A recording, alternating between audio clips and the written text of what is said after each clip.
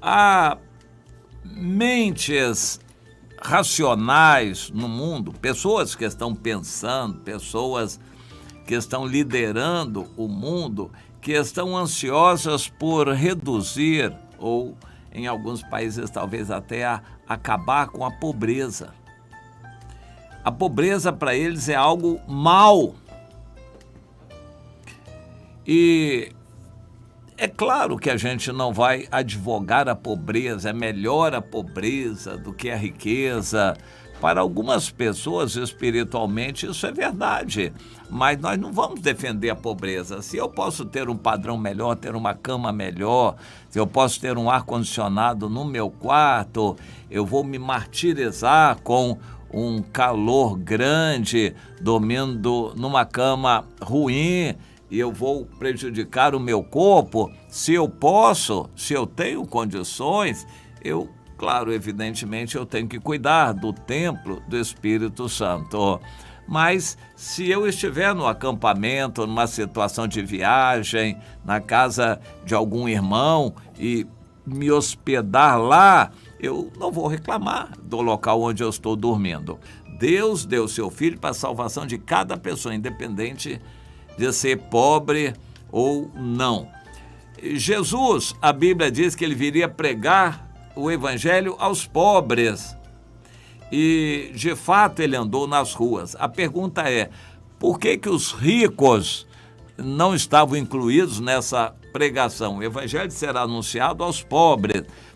Por uma razão simples, Jesus iria pregar para todos, só que os ricos não se misturariam com os pobres e não viriam para a rua para ouvir a pregação. Houve um Zaqueu, um Nicodemos, um José de Arimateia, mas eles eram exceção, pouquíssimos. Raros dos ricos, no decorrer da história, se deram a ouvir o evangelho ou a se converter com o evangelho. Então nós vamos entender uma situação.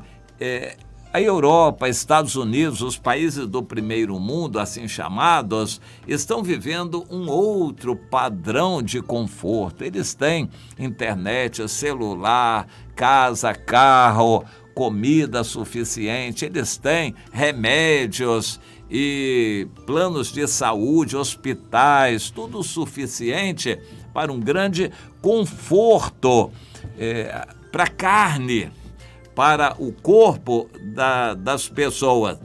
Mas a gente vai lembrar que Jesus foi o modelo. Jesus andou pelas ruas, andou pelos campos com as pessoas. E ele se assentava no chão, ele falava com as pessoas em pé, não tinha ar-condicionado, nada disto, dormia por ali, embrulhado na capa. Era assim que eles se viravam e eram felizes quando aceitavam o evangelho.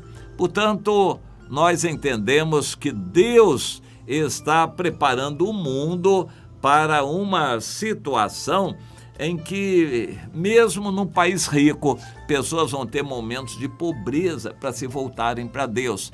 A pobreza nos traz para perto de Deus. Há pessoas que já estiveram numa situação riquíssima, mas eles, em momentos, perdem a saúde, ficam em hospitais de qualquer jeito, alguns por causa de assaltos, alguns por causa de viagens, alguns por causas outras, perdem momentaneamente a sua riqueza toda, alguns vão para a prisão, para que ali eles possam conhecer o Senhor.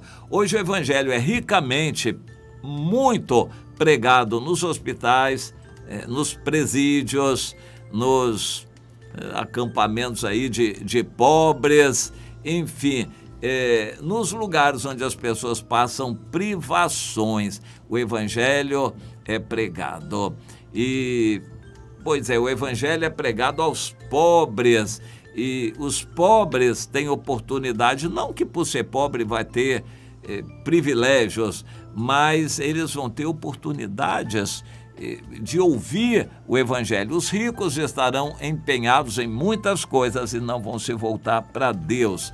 Na Europa, eles têm um dito que é o seguinte: hoje na Europa nós já não precisamos mais de Deus. Então a Europa vai sofrer por causa disto, para que as pessoas possam se voltar para Deus. Vai faltar água, falta energia, falta comida. Eles têm tudo de bom e do melhor, mas Deus propicia que falte alguma coisa para eles se voltarem para Deus. Portanto, vamos entender o que vai acontecer no mundo, o que está acontecendo. Deus fazendo circunstâncias específicas, como guerras, acontecerem, para que pessoas percam o seu conforto e se voltem para Deus. Outros vão ter que ficar doentes para perder a sua vaidade, a sua soberba e se voltarem para Deus. E você? Qual é a sua situação? Tem se voltado para Deus, meu irmão, minha irmã?